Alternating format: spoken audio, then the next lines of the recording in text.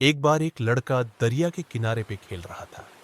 खेल खेल में उसने अपना एक पैर का चप्पल उतारा और पानी में बहाने लगा और आनंद ले रहा था। तभी दरिया में एक जोर की पानी की लहर आई और चप्पल दरिया में डूब गया।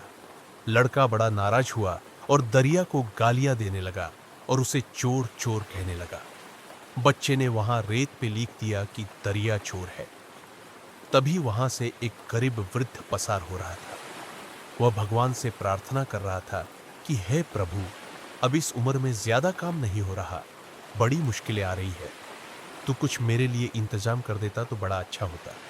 और तभी उसके पैर में कुछ चुभा। उसने वह चीज उठा के देखी तो एक सच्चा मोती था। वृद्ध अनुभवी था, वह इस मोती की असली कीमत जानता था। दोनों हाथों में मोती लिए हुए वह दरिया की ओर देखकर बहुत प्रसन्न हुआ। भगवान को भी शुक्रिया कहकर 2 कदम और आगे चला तो वापस से एक बड़ी पानी की लहर में से उसे वैसा ही मोती मिला।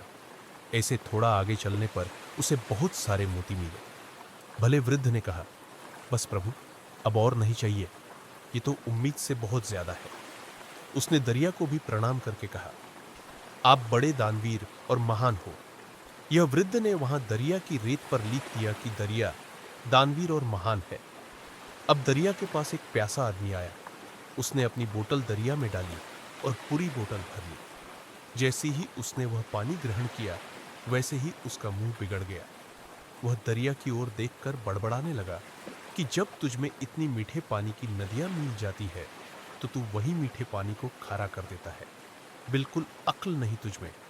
खुद में इतना सारा पानी समाकर एक बूंद भी प्यास नहीं बुझा सकता किसी की। बेईमान है तू दरिया। ऐसे नाराज होकर उस व्यक्ति ने वहां रेत पर लिख दिया, दरिया तू बेईमान है। ये सारा खेल वहां पे खड़ा एक भला आदमी देख रहा था। ये सब देखकर उससे रहा नहीं गया। उसने दोनों हाथ जोड़कर दरिया से पूछा कि हे दरिया, कोई तुझे चोर बोलकर गया, कोई तुझे बेईमान बोलकर गया, किसी ने तेरा बहुत ज्यादा शुक्रिया अदा किया और तुझे महान और दानवीर भी कहा। तू इन सारी बातों को कैसे देखता है? तब दरिया ने कहा, मैं यहां सिर्फ मेरा काम करने के लिए कटिबद्ध हूं। कोई मेरी निंदा करे या कोई मेरी तारीफ, मुझे इन सारी चीजों से कुछ फर्क नहीं पड़ता। मेरा काम है जल का वाष्पीकरण करके बादलों तक पहुंचाना।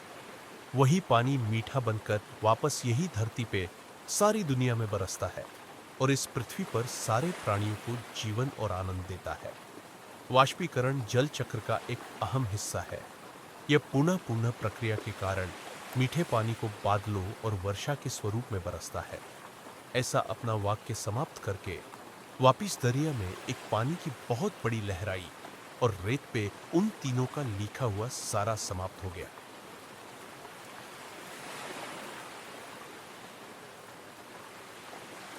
किसी को भी अगर कुछ अच्छा काम करना हो तो जीवन में उसे थोड़ा खारा बनना पड़ेगा। अब जमाना आपको कुछ भी कहे, इस दरिया की भांति आपको बहरा बन जाना है और पृथ्वी के सारे प्राणियों की भलाई के लिए अपना अच्छा काम करते जाना है।